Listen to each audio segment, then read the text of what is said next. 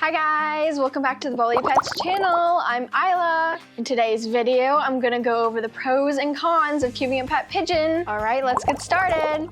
First off, we're gonna go over our pros. Number one, they are intelligent and they can actually be trick trained. So you can teach them things like step up, some commands like recall. They actually have really good visual memory, so you could teach them like the alphabet and things on flashcards too. On to our second point, they're pretty quiet. So they're really good as apartment birds, or if you're sensitive to loud sounds, unlike a parrot with their high-pitched squeaks or calls. The pigeon makes a very low, quiet sounding coo, and they aren't super vocal all the time. So like if they don't get their way, they're not gonna be like constantly making a sound. Our next pro is that they have a relatively simple diet. So parrots, you wanna feed them chop, which is a mixture of prepared fresh foods of grains, legumes, beans, and vegetables. But for a pigeon, you feed them seeds. They're granivores, so you can just buy a pre-made mix of seeds at your store. There's no need to give them any prepared fresh foods. Oftentimes they won't even eat it. Next up, they're really cuddly and loyal. So with parrots, they're not always that way. They can have their fits in their moments. Pigeons though, if you really earn their trust, if you bonded with them, they're always going to follow you around. They're always going to want to hang out with you, and they're going to want lots of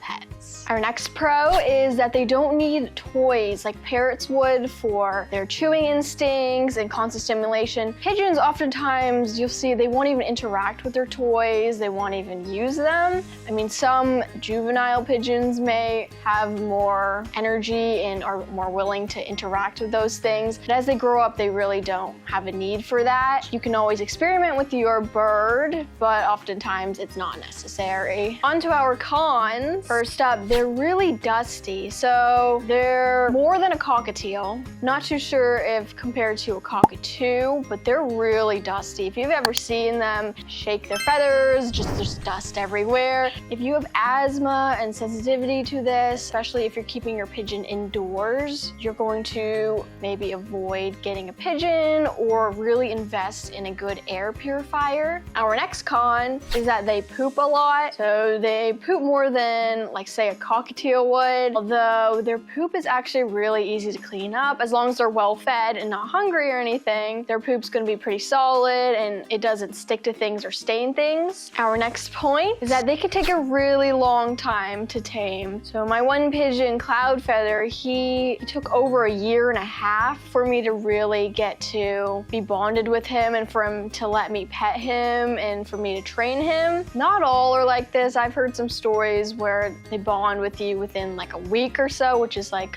wow, astonishing, but it's not always the case. It can really take a long time for you to earn their trust. My one pigeon, Inkwing, he's still not bonded to me. He's not super tame either, unfortunately. I've been trying to work with him, but it's just gonna take more time. Our next con is that they need a lot of space. Most birds do need a lot of space because they need to fly, you know. Pigeons are pretty big birds. If you ever seen them, compared to like a small little parrot, they're actually quite big. So they need big cages so that they can fly. You've seen their wingspan, it's pretty big. And if you let them outside to free roam, they're still gonna need a lot of space just because they're so big and they have a lot of energy and they just really like to fly around. Our next con is that they need to constantly be around their person. I mean, this is not always a con depending on who you're talking to. For me, it would not be a con, but if you're bonded to your bird and you have a good trust with them and they see you as their companion, they're always gonna be around. They're always gonna want to be around you and follow you around and get your attention. It's really nice if that's what you're looking for in a pet. Of course, some people may not always have that time or just might be annoyed by the constant following.